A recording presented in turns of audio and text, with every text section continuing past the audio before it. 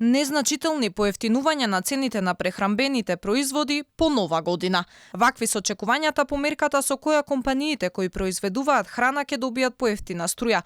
Иако Министерството за економија се пофали дека веќе дури имало и намалување на лебот, а се очекувало пред новогодишните празници уште да паѓаат цените, реалноста според компаниите е дека ефектот на оваа мерка ќе се почувствува дури од јануари. Од Агробизнес комората објаснуваат дека се уште се потпишуваат договорите со СМ продажба и процесот ќе трае до 1 декември. Според пресметките, намалувањето на цената за околу 10% во мало продажба би значило 4 до 5 денари поевтин леб. Од 1 декември до крај на декември ќе стигнат на крај на декември фактурите во почеток на јануари и во тој месец ќе се осети внатрешно, значи самите компании ќе се акомодираат, ќе влезе електричната енергија со пониски цени.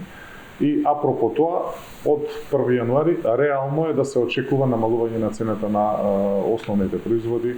Тоа ќе значи ако даден леб, основен производ 35 денари бил, сега ќе биде чинам 37, 32 во тој сегмент.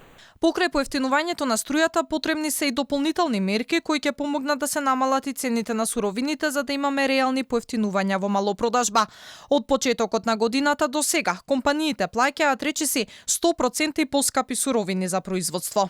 Струјата е еден сегмент, затоа велиме толку, а овој друг сегмент потребно е да се изнедат соодветни мерки со кои што ќе се влијае да се намалат и тие цени. Не се очекува ни значително намалување на цената на млекото. Млекопроизводителите реагираат дека откако цените во малопродажба стигнале до плафон, 10% намалување сега ќе бидат незначителни за граѓаните.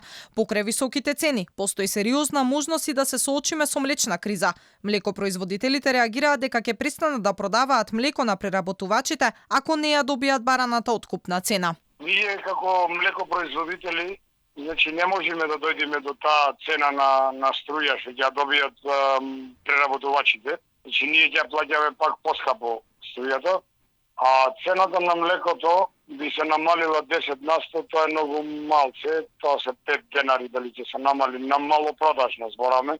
Ако не ни е исполнета таа цена што ние ја бараме, значи едноставно ние можеме да го прекинеме млекото. Инаку се очекува околу 1000 компании кои произведуваат храна да потпишат договор за повластена цена од ева на продажба, со што ќе добијат поевтина струја, а Министерството за економија најави дека ќе биде проширена листата на дејности со тоа што ќе бидат додадени шифрите за одгледување свињи, мозни, крави, овци и кози, за да се покрие целиот ланец и на месната индустрија.